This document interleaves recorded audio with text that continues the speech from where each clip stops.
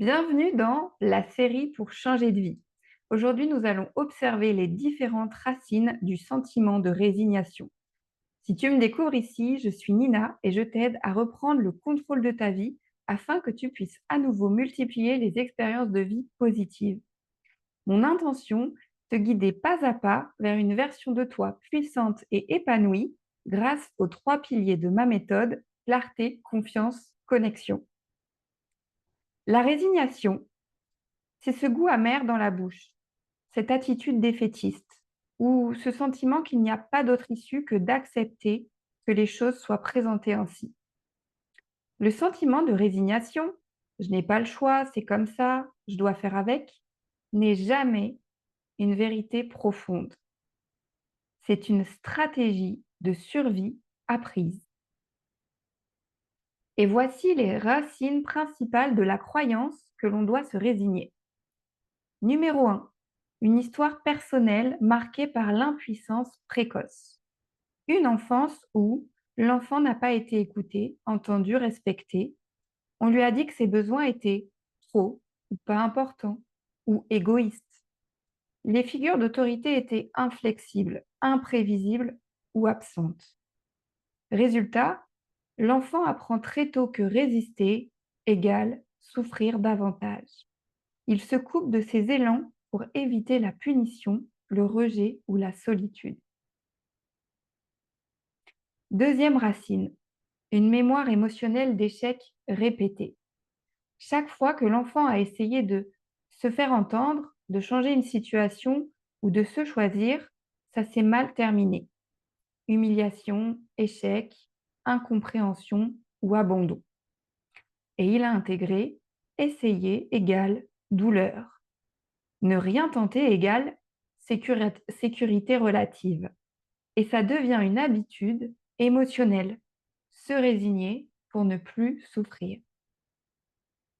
Troisième racine. Un système nerveux figé en frise. Quand la personne n'a ni pu fuir, ni pu se défendre, elle a figé. Tu sais, comme les opossums dans l'âge de glace, tu fais le mort. Ce frise devient un mode de fonctionnement par défaut. Immobilisme, soumission douce, dissociation. Et cette immobilité devient une fausse sagesse. Je prends sur moi, je lâche prise, je suis au-dessus de ça. Mais en réalité, c'est une personne, un système qui est déconnecté et gelé intérieurement. C'est gelé, mais ça fonctionne. On n'en a pas vraiment conscience. Quatrième racine possible, une loyauté familiale inconsciente. Si dans sa famille, on a valorisé le sacrifice, la souffrance, la discrétion, la survie, l'enfant porte l'idée en lui que se résigner, c'est être une bonne personne. Se battre pour soi, c'est être égoïste au contraire, ingrat ou menaçant pour le clan. Alors l'enfant reste dans la résignation par fidélité invisible à ses ancêtres, par loyauté familiale. Et pour illustrer ceci, d'ailleurs, j'ai créé le challenge limite pour aider les femmes à se libérer du besoin d'être utiles, de sauver les autres.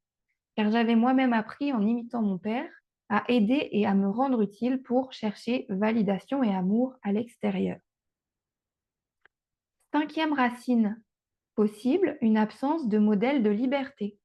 L'enfant n'ayant jamais vu de femme ou d'homme poser ses limites avec amour, créer une vie qu'il a choisie, transformer l'adversité en élévation, il va croire que vivre autrement n'existe pas. Il va croire que les autres qui réussissent ont eu de la chance, mais pas du courage. En résumé, se résigner, ce n'est pas être sage. C'est le fruit d'une adaptation intelligente à la douleur, d'une mémoire non digérée et d'un manque de permission intérieure. Donc si tu ressens de la résignation, sache que tu ne t'es pas résigné par faiblesse. Tu t'es résigné parce qu'à un moment de ta vie, c'était le seul moyen de survivre sans exploser.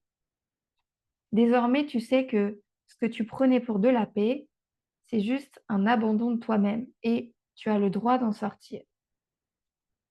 La résignation, nous empêche de capitaliser sur une circonstance et de nous transformer positivement, tandis que l'acceptation implique une expérience d'apprentissage. Tu trouveras un exercice puissant, profond et transformateur en lien dans la description de cette vidéo pour t'aider à rompre avec le conditionnement intérieur, ressentir que l'élan de vie existe encore et recréer un lien entre le corps, la volonté et le choix. Prends bien soin de toi, c'était Nina.